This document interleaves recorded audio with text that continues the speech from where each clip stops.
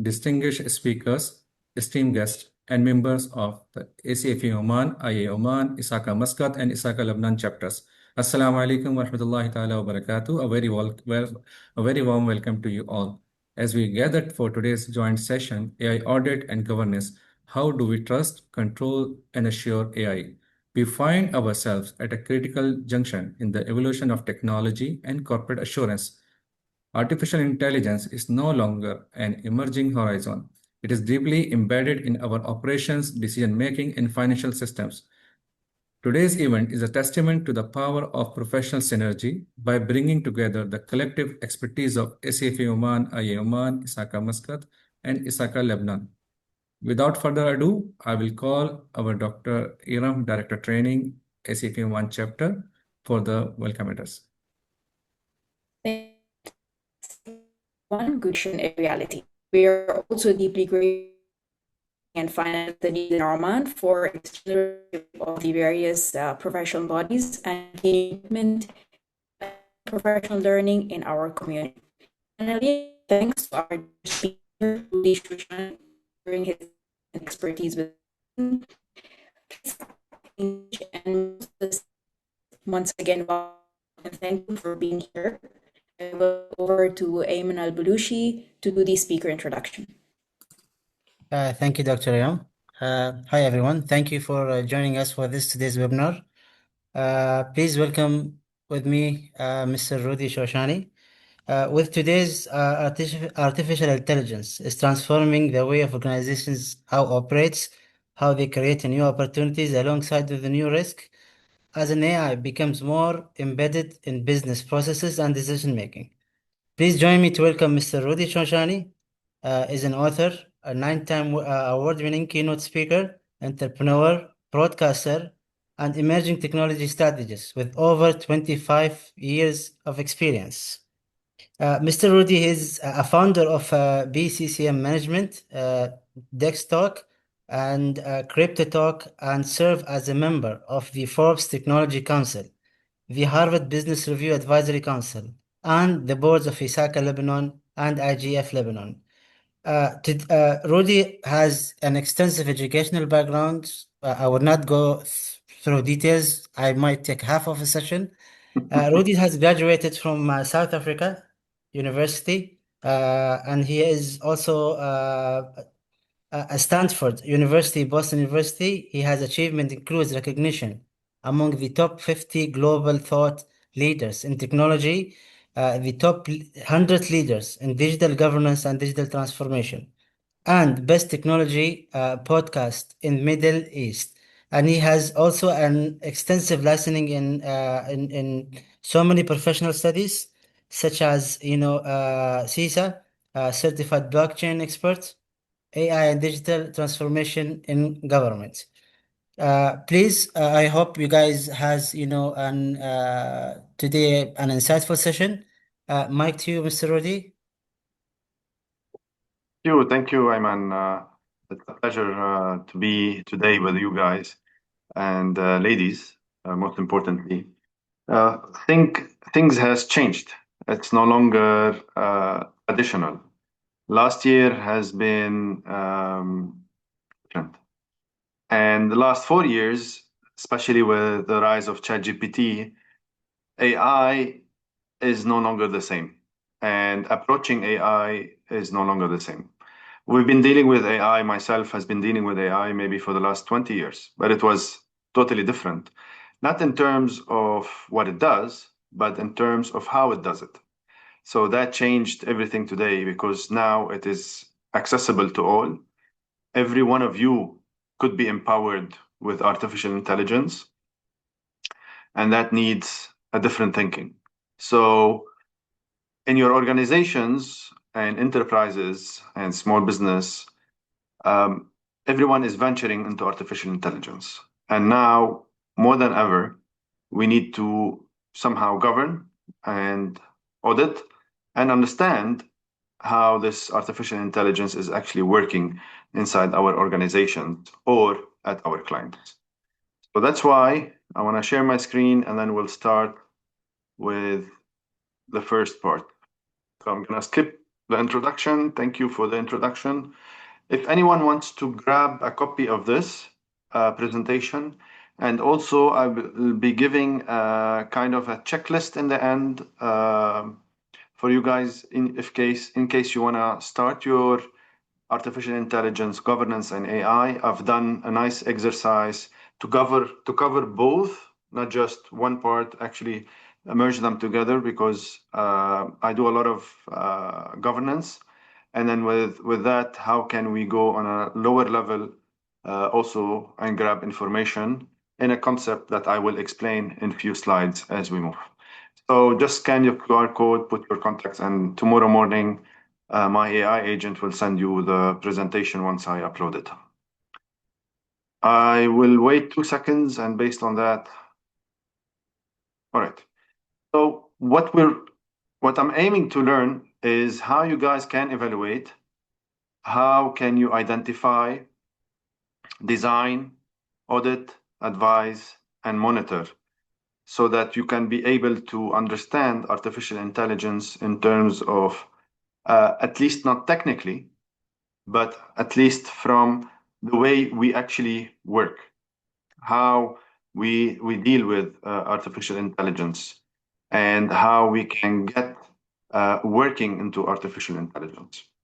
Because understanding technically is, I think, is not what we are aiming all, but understanding how it works and then digging a little bit deeper, asking the right questions is what we're gonna do. And with that, we will be mentioning about AI assurance matters, the governance foundation, so that we can appropriately control this new engine that we are releasing and we are monitoring. What are the risks and control we should focus on? And what are the auditing practices? And in the end, the trustworthy and responsible AI. And we will go into a checklist of a use case, high-level use case, but a checklist that everyone could benefit from so that they can use it immediately with their day-to-day. The big question is why AI assurance matters.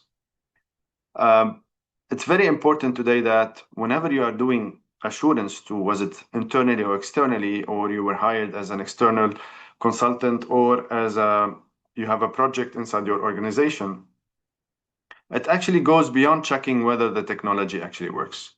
We know it works. We know that the output is coming. But is it the right appropriate output that we are actually depending on? And that's the biggest issue of artificial intelligence, especially today. We're facing a lot of hallucinations, fake information, bias, bad information, bad systems. Recently, I'm sure most of you heard of OpenAI hacking outside the sandbox that it created. So, all of these makes us really wonder how much AI assurance can we have? And whether the risks that are showing up are really controlled, whether people are maintaining or remain accountable. If someone is hacked from an AI agent, who is accountable? Who is responsible? So all of this has to be responded as we move in our organization, and whether there's a reliable evidence that is demonstrated that the controls that has put in place are actually effective. And it's a really, how do you call it, challenging at this point of time, because the understanding of artificial intelligence sometimes is beyond our capabilities. Because certain things, if you want to every day follow the news and every day follow what's happening, it's not easy to stay in control of the artificial intelligence journey, because every other day there's something new. How can we be on top of it? So we really have to have a foundational shift, if I want to call it, towards assurance and moving towards how traditional systems actually are controlled. Are rules explicit? Are their outputs largely repeatable? Is change controlled through releases? And those things we've done possibly for a long time. But in the world of AI, we have to reaffirm that the AI system that we have created, was it on the testing, sandbox, or pre-release, or even released, are following the same. Because I've seen some implementations, and at this point of time, they say, well, it's in a testing system. And then we've seen what happens in a testing system, where the system actually goes out of their incubator and sandbox and start hacking and then bringing something down, or possibly controlling so many narratives. So we really need to test this. Is it really in control? And then in AI systems in specific, because behaviors, sorry, someone is trying to control my screen. No. Sorry, guys, can you manage the in and outs of people going in? Okay. Yes. Behavior is learned from data. And then if data is biased, the system will be biased. If data ethics is not there, the AI system will not be in control. Outputs may vary depending on the context that you are coming in, and performance can drift over time. And this is where risk emerges for use, not only from code. And we've possibly, the amount of work we've done, at one point of time, we did sometimes go into the code itself, but not to a code of a large language model or an AI system where, in principle, we don't know how AI really works. And this is coming from the godfather of AI. He said that the neural network that is created, we don't know how it works. So how does our brain works? It's the same on the neural network. We don't know how it works, but it works. We have systems, we have controls, we have code, we have whatever you want. But in reality, the main core function of AI is still unknown. With all of the controls that we put, there might be something out of our control even. But we have to work on what we know and what we can control, based on the data, based on the algorithm, based on ethics, based on non-bias, and so on and so on. And now if we add a new version or a new layer, which is AI agents, things we never thought it will be done. We always had automation. And believe me, I've done automation maybe for the last 15, 20 years. AI agents is a different planet, something I've never worked with before. And this started maybe less than a year. So imagine how emergent this technology is in terms of how it is today. It started before, but how it is today, it's only started a year ago. So systems can plan by themselves. And this is a big question. Where is the human? Is he in the loop? Is he out of the loop? Is he just watching, or simply giving the access to the system and then they do everything and then they just monitor the output? Because these tools create world consequences. It's outside our control sometimes. Permissions become control boundaries also. What kind of permissions are we giving these agents?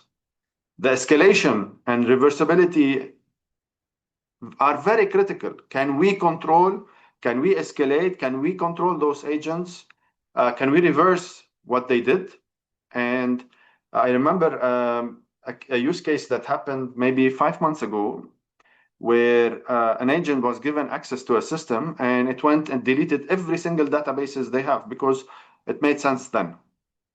So not having the role of human in the loop will take you into somewhere else. That's why there's a core shift where assurance moves from, did the system follow the rule, or it's shifting to, can we trust how it behaves without defined boundaries? And this is where the problem is, the boundaries. If we don't have boundaries, it's going to be a problem. And then the first one is trust. And everything you do in AI today, especially in the corporate world, can we trust the system?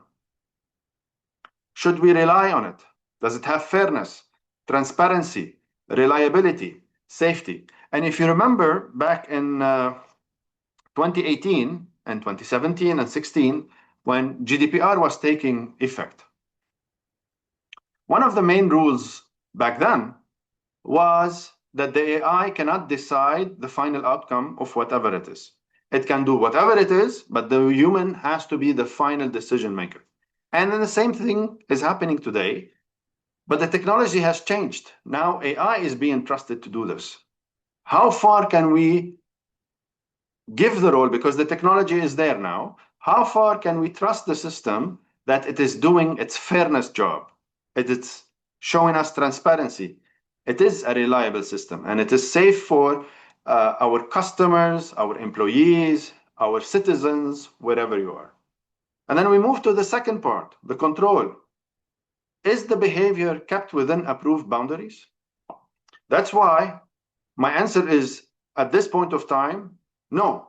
Even though we have the policies, we have access, we have the human oversight, and the change control. What I discovered on the agent side is there's a big gap. There's no control on the agent side. And that's why I created a tool that I released, or I will be releasing soon, for agents explicitly, a governance agents for agents, because no one actually controls agents at this point of time. They have some sort of internal controls, but there's no system. And then we are talking about millions of agents, and by the year 2030, we're talking about billions of agents. So it's a massive thing what will happen in the near future with artificial intelligence agents. So are we in control of those? And then the last one is the assurance or the assure. Can we independently demonstrate that controls actually work?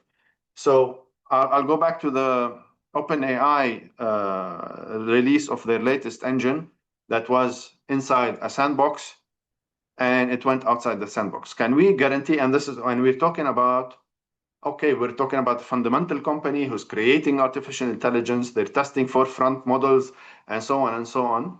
But imagine if that company is spending tens of billions of dollars and the agent went out of control. That's a catastrophe. So that's why we have to move into the governance foundation, because everything starts with ownership, decision, and most importantly, what are your risk appetite? And then those are things you already know. Board, governance, or the governing body, they set the risk appetite, they challenge the management, they oversee the material where AI exposure is needed. The executive AI governance committee approve the use cases, and that's very important. We have to work on every single use case so it doesn't go AI can do everything. Resolve what we can trade off, maybe export some assurance that we don't have to insurance or whatever. We have to work out the risks and then define them, know them, and based on them, act on them. And then the business and the product owners own the outcomes, they use context risk, they have the controls and the user impact, and data model, security, privacy, and the legal part provides special control design, validation, and challenge. And this is where the internal audit has to provide independent assurance of all of this is happening. And if you did COVID 2019, which I will refer in the end of the slides, it's very important to control this under what I figured out. Even AI governance frameworks need a higher level control, and I will show it to you later on. But today, if I want to talk about AI governance and audit frameworks, we have the following that are available. COVID 2019, it talks about the full-on governance on the enterprise level. It talks about objectives, control, accountability, and it maps the AI governance into IT governance and assurance structures using COVID. I'll show you later on how you map the COVID into AI. The most popular AI-specific governance framework is ISO 42001. It's an AI management system similarly to ISO 27000 or 33001 or whatever it is. That's why I see it under always the main umbrella of governance, which is COVID. It assesses whether the policies, the processes, responsibility, and improvement mechanisms are available and active. And then we go to NIST AI risk management framework, because most of the AI is about risk at this point of time. It's practical AI risk management, the governance, the map, the measure, and how to manage. It's a strict risk identification, measurement, treatment, and monitoring across AI lifecycle. IIA 3 lines model, we have to use them. This is kind of our defense part. It's also working in that part. We have the EU AI Act, which is, as of the next 3 days, it will be in effect, and it starts being active across Europe, of course. But what we know is, if it is in Europe, we have to get ready of it. We cannot deal with Europe without the EU AI Act. It's a risk-based regulation for AI systems with obligation across the AI life cycle, from prohibited risk, high risk, transparency, limited, and minimum risk. And also, we have the applicable laws or frameworks or strategies about artificial intelligence. So when we talk about AI regulations, is we have to do all of those together. And this is very important, not just we're auditing as auditing, traditional auditing, it's way beyond how we used to think. So that's why AI risk is very important, and the controls that we really need to put there. We need to start with a use case, map the life cycle, then test whether those controls match the risk that we have put in place in the beginning. We have to start with the purpose. What is the purpose? What is the problem we're trying to solve? Is it necessary? Are stakeholders impacted? And really, I think this is the most important entry point of anything. Because when you go to the data, and this is where most of the consultancies that I've done, is they are lost on the purpose, and the data is sporadic across every system. So if we are starting in that space, we're already not doing our best job by implementing AI in a very good way. What we're doing is just implementing one use case, and it doesn't do good for the organization. We'd rather have to go back to the drawing board, do the actual business use cases that we need, control our data, put it in one place. What's the single source of data or single source of truth? Is data managed in the right way? We're talking about data governance here. So we have to also go in that space. And then we go into the build, or we buy. It depends on the decision. Can we build internally? Can we, for example, some of the organizations and the legal laws available in regions that we are not allowed to use cloud systems, or some other jurisdictions, they said, you're allowed to use cloud system, but they have to be inside the country. So that's another challenge. Shall we go for cloud AI, or shall we go for an inbred large language model in our organization for data sovereignty and data privacy? So today we're able to do both models depending on the hardware that we need, depending on how big the system and how complex we need them to be. So those are design choices of how we can move forward in the world of artificial intelligence. I'm working currently on a project in Iraq, and we're building all of those use cases for them. And then those use cases will be offered as services to the whole nation of Iraq. So the responsibility is even higher, because we're not talking on an organization, we're talking across a whole country. The fourth one, which is validation. It's about performance, the BIOS, the robustness, the security, explainability. Can we have all of those validated? And we move to deployment, the access, the integration. What's the role of the human in this part? And very important, the failback. Very important. If we don't have also the failback, it's going to be disastrous. And last but not least is actually monitoring. and we've done monitoring for a long while.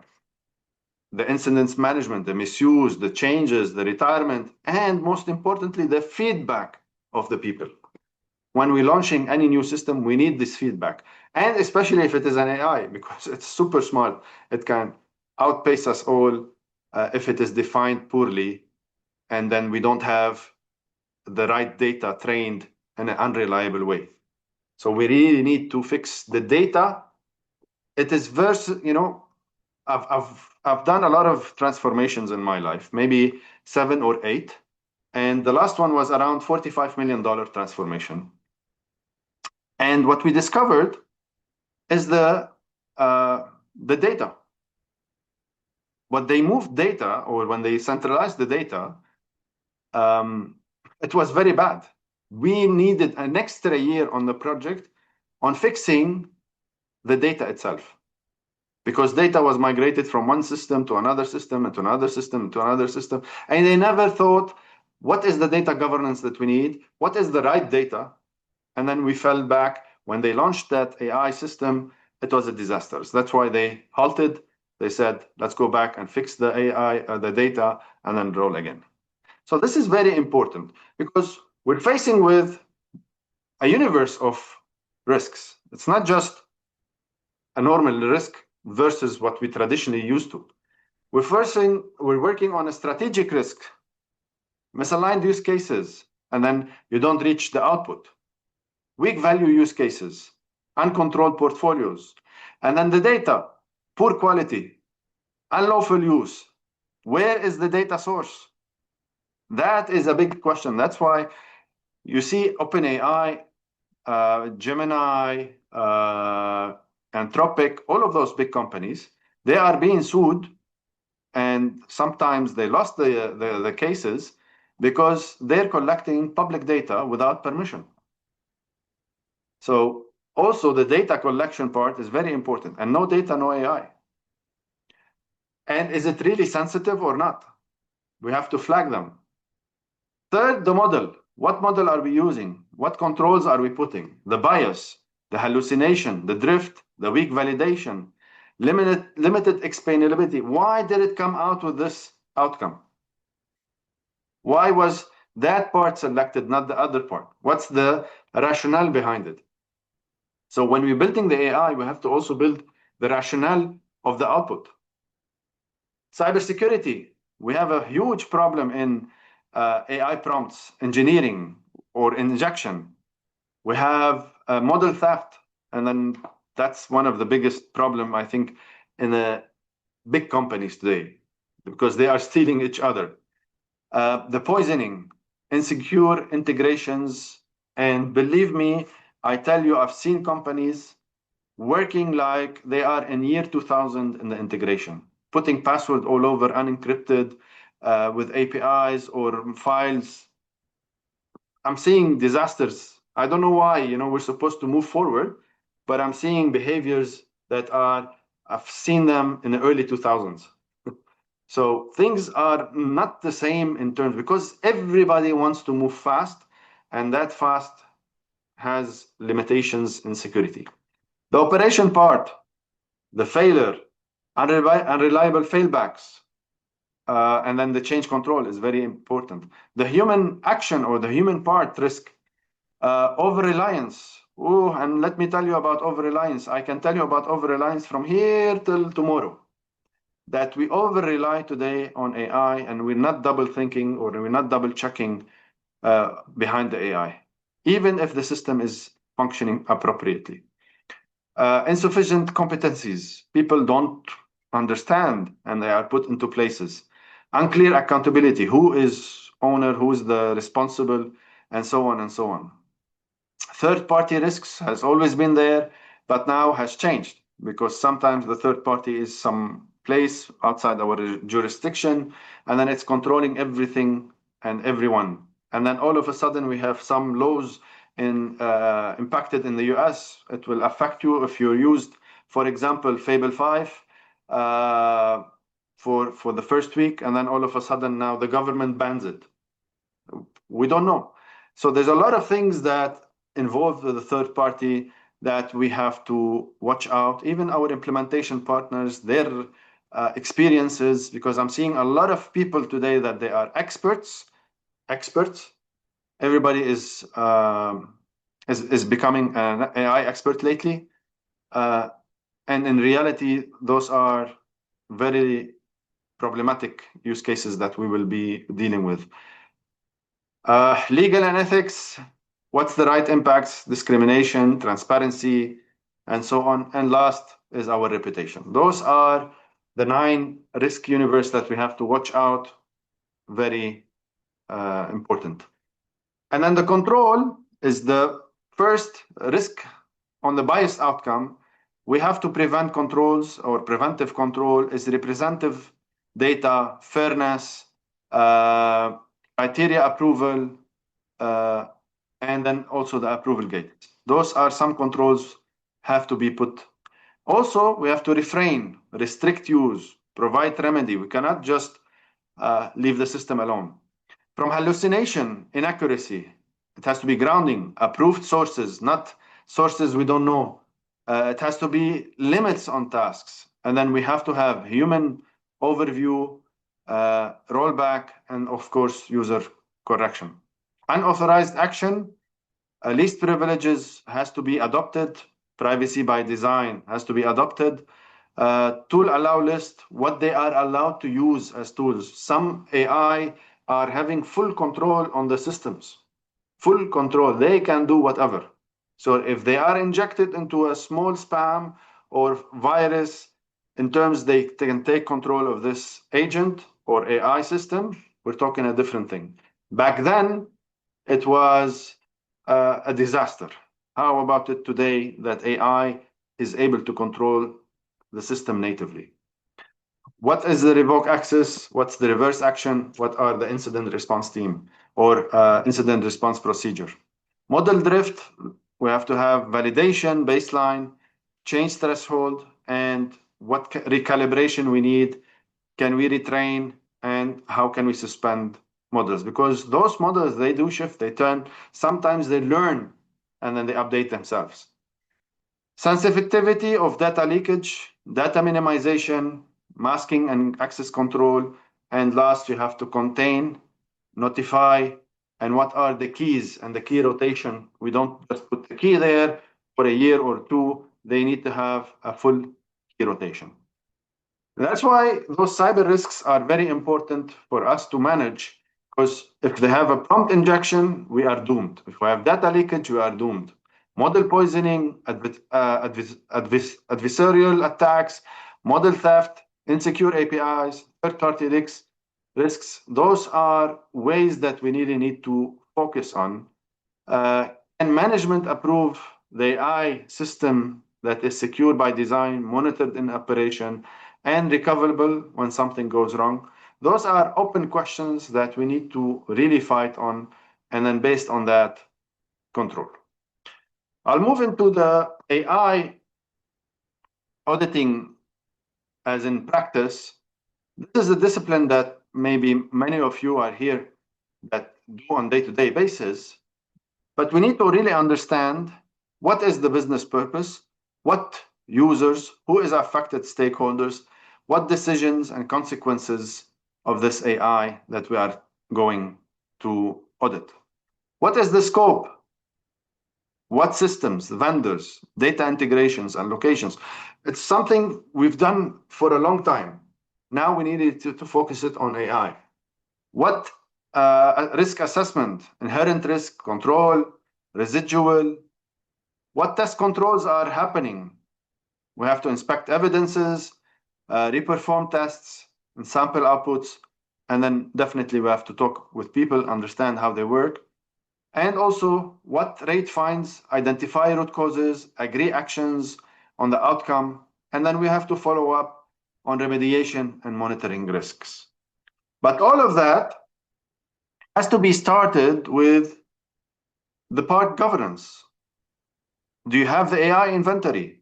Do you have the risk classification that you have done? Do you have the approvals? Do you have the RACI models? Do you have the committee minutes? And why we're asking such documents, especially in the artificial intelligence, because the risk of artificial intelligence today is not like any risk we've faced or we worked with before. It's totally different. It has a mind of its own. On the data perspective, what are the data sheets that were fed? What lineage?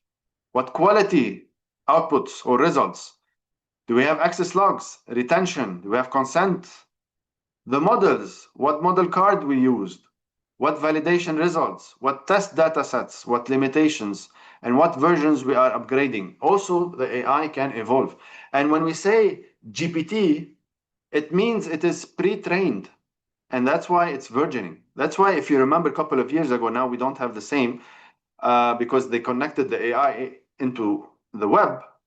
Before, that was a year and a half ago, every time you ask a question, it will tell you, sorry, my version data is September 2024.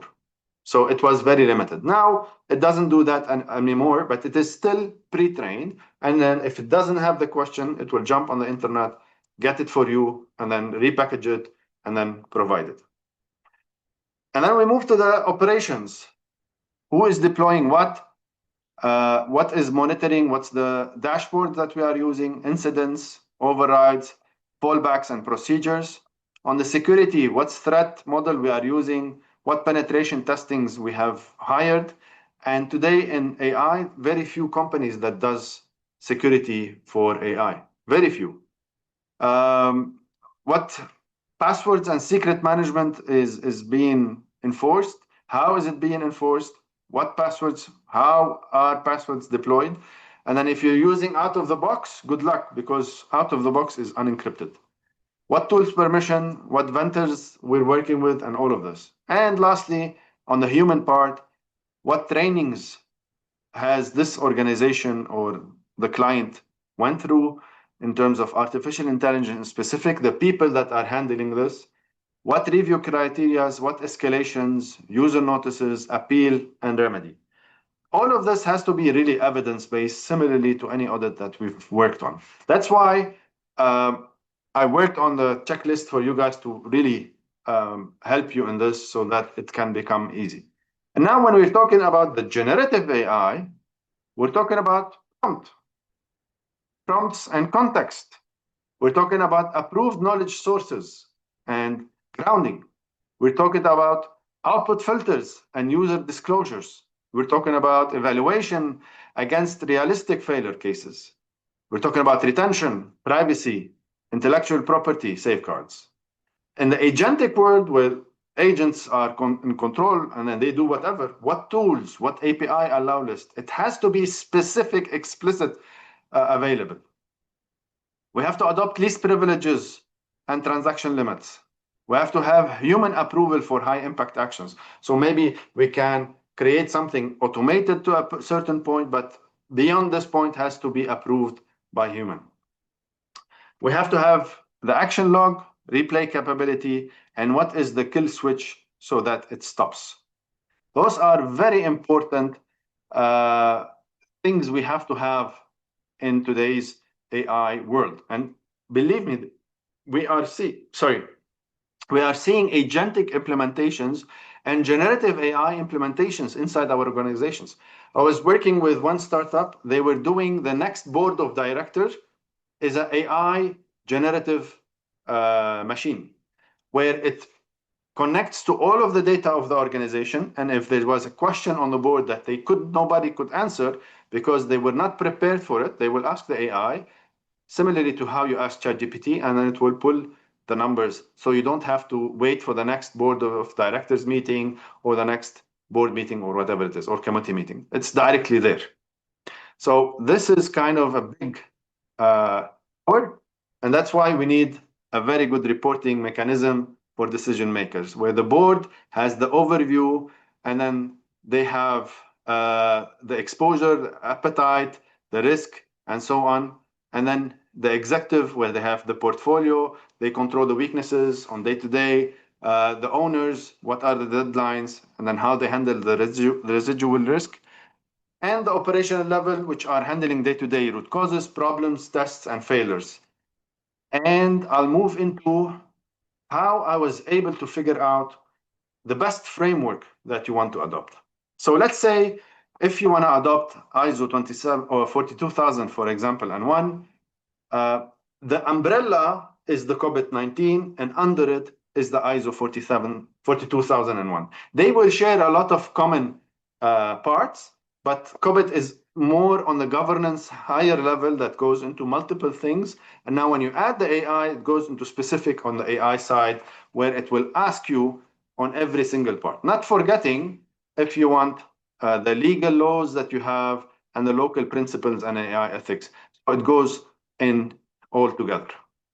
Because in the AI governance audit roadmap that I will give you, it talks about strategy and business alignment, governance and accountability, the data governance, control assurance, trustworthy responsibility, AI cybersecurity, generative AI and agents, operation monitoring, third-party risks and vendors, model integrity validation, risk identification, and regulatory standards and alignment. And if you are aware of how COVID works, it's the same thing. It has the 5 level of maturity to be measured based on that, so that you understand each of those 12 and whatever is under them is related purely to the AI.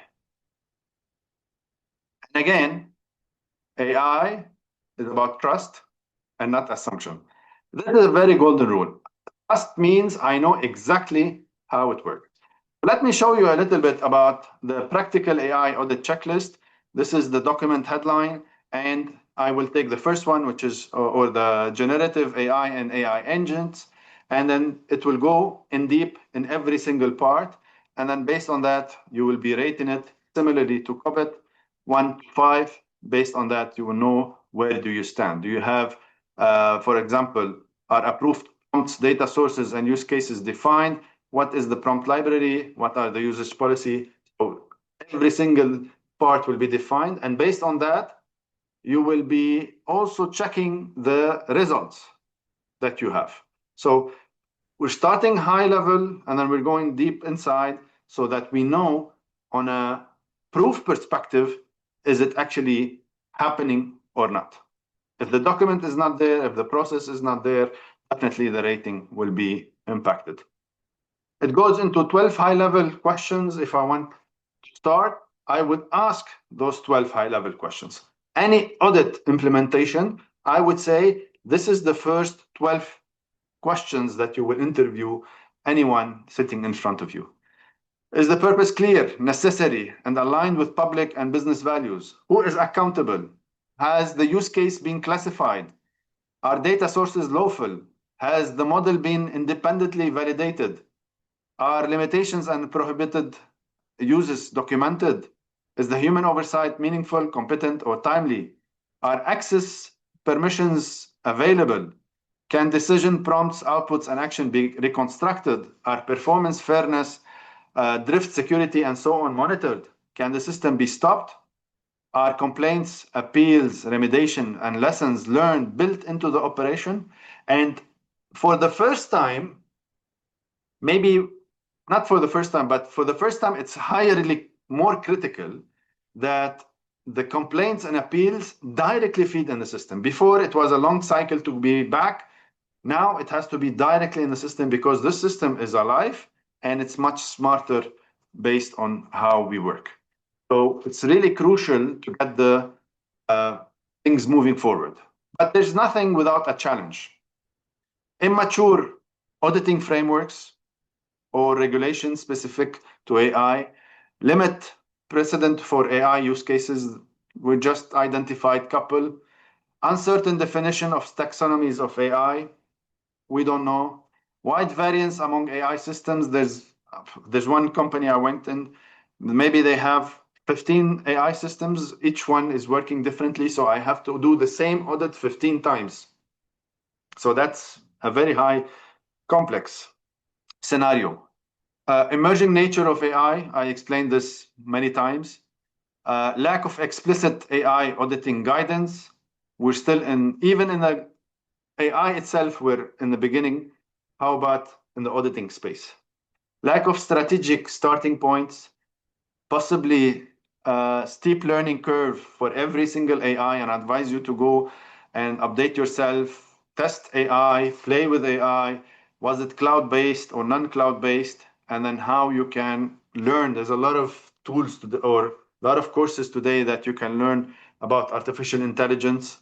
I advise every single one of you to start that journey. And then last one is supplier risk created by AI. Outsourcing to third parties also has to be part of the challenges sometimes we face. I'll give you a 30 days plan. And with that 30 days plan, is when you go into as your organization, because we have to all work together. So if you have nothing today, and then you want to start the AI process, maybe the systems are implemented, but you want to start the auditors with the owners of the system and with the business and with the management. First, we have to start with the inventory. Okay, we cannot start anywhere without the inventory. What do we have in our environment? What use cases? Who owns them? Who are the vendors? What is the data? What are the integrations? Who is the affected stakeholders? So those are our inventory. We need to understand all of those. Now we move, once we have them, or maybe once we start having them, because we will be working parallel, we'll move each one into the second part, which is classification and prioritization. Which one has the impact? The criteria. What is the highest risk for system review? So we have to start classifying. And then we move to what is the control gap assessment that we have? Can we map risks to controls? What are the evidence? Who are the owners? Any unresolved decisions? And then last is the monitoring part on how the output is, the thresholds. What are the escalation steps? What are the independent assurance that we will have? Who will be our external partners? Possibly we might be limited with our resources. So who will be our external resources that will come in and then have better understanding so that we can move faster? So those are very important. I would help or advise, if you have not started in the organization today, is to start your journey as soon as possible by following this action plan. Last but not least is the trustworthy and responsible AI. If we don't have a trustworthy and responsible AI, we have a huge problem. Because if we cannot prove that AI system is fair, explainable, accountable, safe, and subject to meaningful human oversight, we have a big trust problem in our systems, in our organization that will affect us as a service delivery or an organization. Because if we're not fair, that means some members of the society might not be able to do whatever it is, depending on your business. You have to test the outcomes for unjustified differences across affected groups. Transparent, when AI is used, and explain material decisions in business terms.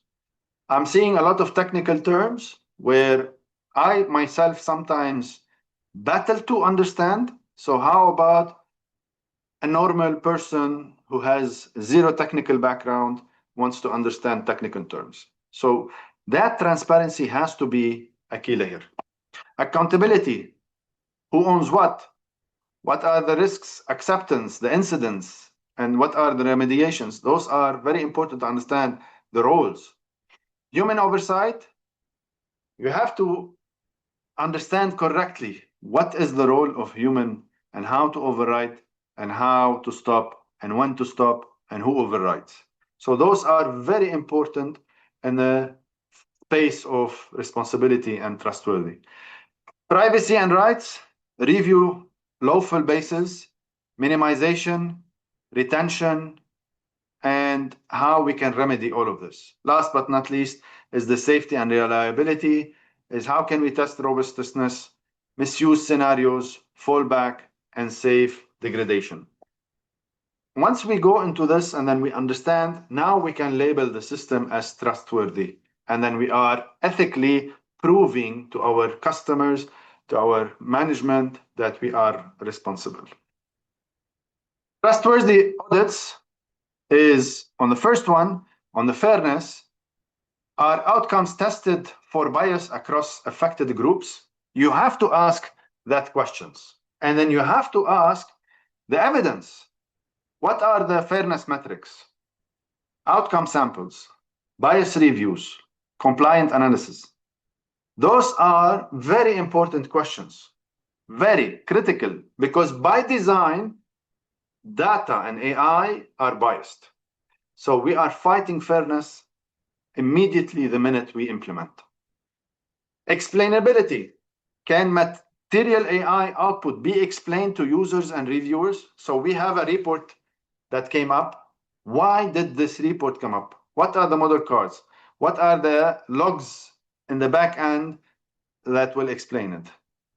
What are the decision matrices or records that it was took? Because again, if we don't do that as controls, the AI will work based on whatever guidelines that were not defined.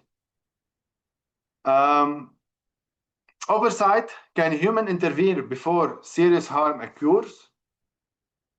What are the review criteria? What are the escalation logs, override logs, and training evidence? Accountability. Who owns the decision? Who owns the risks? And who owns the remediation? What are the RACI models? What is the approval flow? What is the risk acceptance? What are the committee minutes that were done so that we can be able to verify every single output before? And safety. Can the system fail safe, be stopped and rolled back? Failback plan, kill switch test, incident playbook, rollback evidence. So we really have to work on those very important parts, because by design, every single one of them is valid in every single AI implementation by default. So if we don't ask those questions, we have a huge problem. And for those that are not in ISACA, there's ISACA Artificial Intelligence AI Auditor course where you can take. It will cover AI governance and risk, AI auditing tools and techniques, and the AI operation. It will help you understand more of how you can really audit in details. You can also do ISO 42000 if you don't want to go for the ISACA ones. And also you have to, if you want to go into the governance aspect, which I explained and mapped it into the AI audit, is also the COVID 2019 and how you can map every objective of those. And I'm sure there will be an addition soon. There should be an addition soon on the AI part of those, because in specific there is cybersecurity and so on. So why not add maybe an AI one, even though it falls without, it's the same thing. It's part of the process and every single thing. And it works on governance and management, and it works on evaluate, direct, and monitor. So we understand on the governance side who owns what are the decision making, what is everything related to governance, and then on the management side, how is it done on the incidents, on the whatever, on the building, on the run, on the monitoring. It follows the same aspect of any COVID process usually we do. So if you join these two, you'll get them very nicely in a way where we can work together so that all of this is really integrated into one. So I'm gonna leave it to questions now. And then, as I told you, if you subscribed in the beginning to the QR code, I will send you the presentation and I will send you the checklist with the outputs that you need and the questions and the framework that I am using, so that you can have them all, the 12 pillars of any AI governance and audit, so that you can have them as one. I'll have the floor open for you guys if you want to ask, and I will stop sharing my screen. How you want to handle this, Hassan? Thank you so much. We'll wait a few minutes for the question.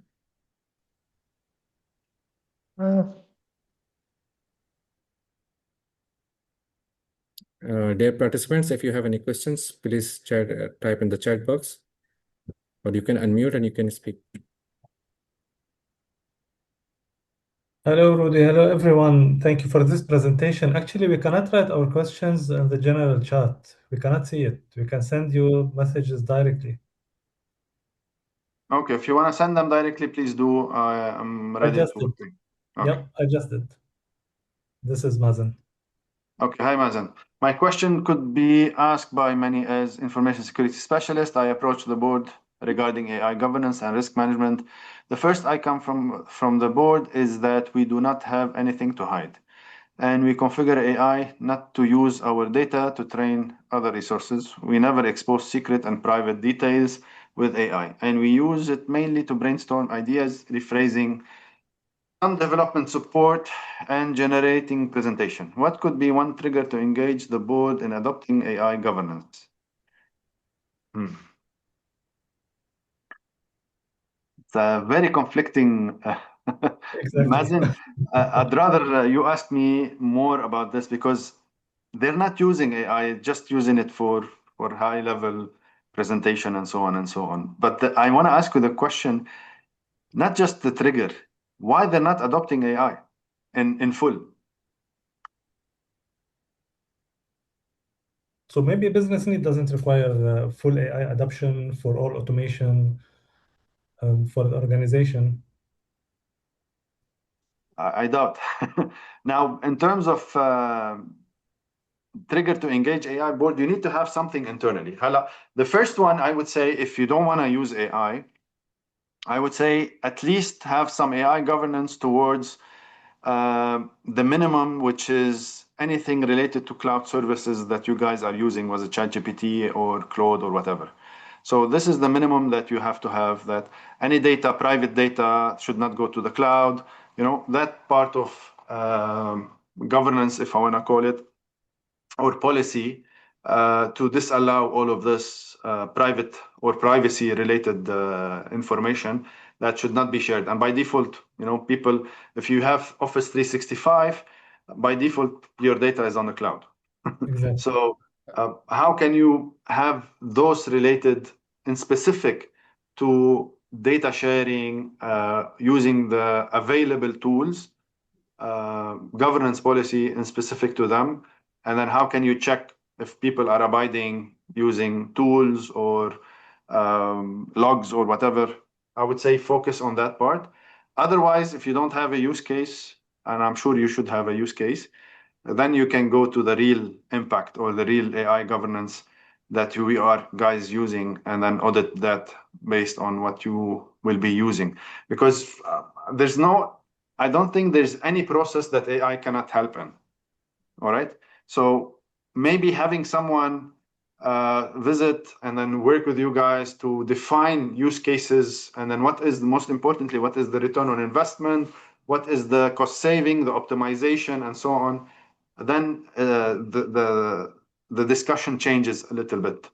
But if I want to answer you quickly on this, I think high level policy on privacy, and then what AI you can use, and then what data you can, if you don't have also a system that is blocking private data or privacy or confidential data, then more policy would help a little bit.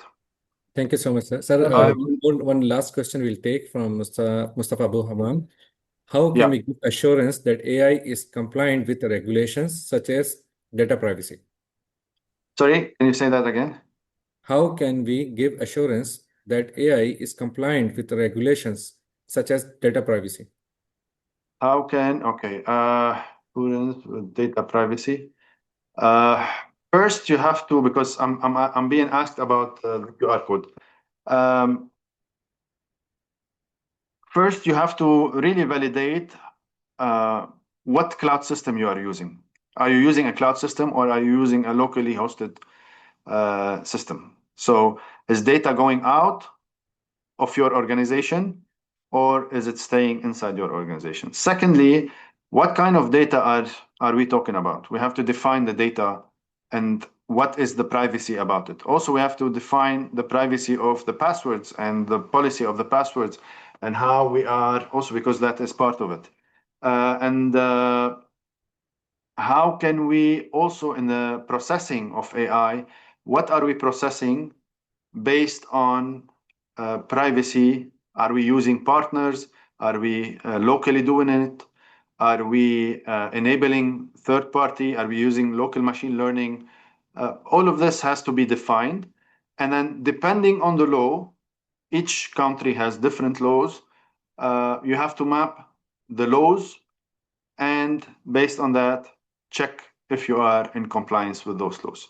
So it's a multitude of, it starts with what are you using currently and what data are you exposing externally or internally, and then how are you safeguarding this data in terms of privacy, and what are you processing on them, and who is being worked on in terms of privacy and so on, so that you safeguard this very important information inside your organization.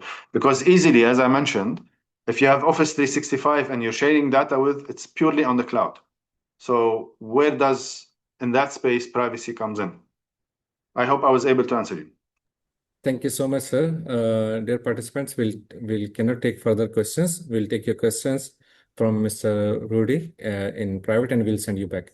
Now we'll move towards our next segment, that is vote of thanks. I will request Mr. Andre, President of ISACA Lebanon chapter, for the formal vote of thanks. Over to you, Mr. Andre. Yes, thank you, Hassan. Good evening, everyone. I'm Andre Olam, ISACA Lebanon chapter president. Rudy, thank you for this excellent presentation. That is truly engaging and thought-provoking session. It enriched us with your experience and valuable insights. Second, on behalf of the organizer, I really thank the sponsor, which is the College of Banking and Financial Studies, for their support to make this event happening. And thank you also for the organizers whose hard work made this webinar success, and mainly who brought Rudy to deliver such a dynamic presentation. Thanks also to the chapters that are ACFE Oman chapter, IIA Oman chapter, ISACA Muscat chapter, and ISACA Lebanon chapter. I think they need a thank you for this successful multi-countries and multi-professional industries event. The presence and collaboration of all those chapters with different industries is a knowledge sharing and unites our professional community.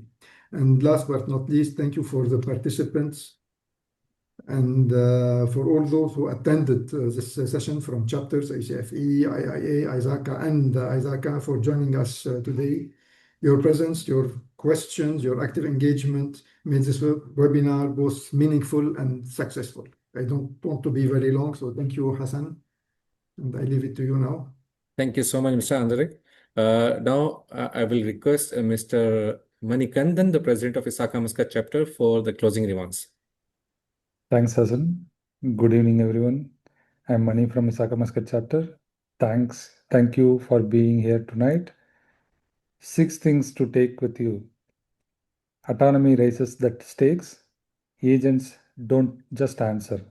They act. Controls must keep up. 9 risk domains. One shared responsibility.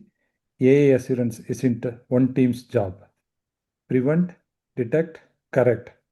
Every risk needs all 3. Gen AI needs guardrails. Agentic AI needs a kill switch. 12 pillar, 5 maturity levels, know exactly what good looks like next. Don't just take notes, take action. In the next 30 days, build your own AI inventory, classify and prioritize, run a control gap assessment, then report and improve. And if there is one line to carry home tonight, let it be this: responsible AI is proven through evidence, not intention. Thank you, Rudy, Shoushane, for your session that gave us plenty to think about. And thank you all. See you next time. Once again, good evening. You. Thank you so much, Mr. Manikandan, President Isaka Muscat chapter. And thank you once again to all our participants, members who attend this session and make this session successful. And thank you so much, Mr. Rudy Shoushane, for a wonderful presentation. It was very insightful. And please stay connected with us. And we will meet you in our next webinar session, or inshallah. Thank you so much. Have a very nice evening. Hopefully, we'll see you soon in Oman. Take care. Welcome. Sure, sir. Have a good night. Bye. Thank you, Mr. Rudy. Thank you. Thank you.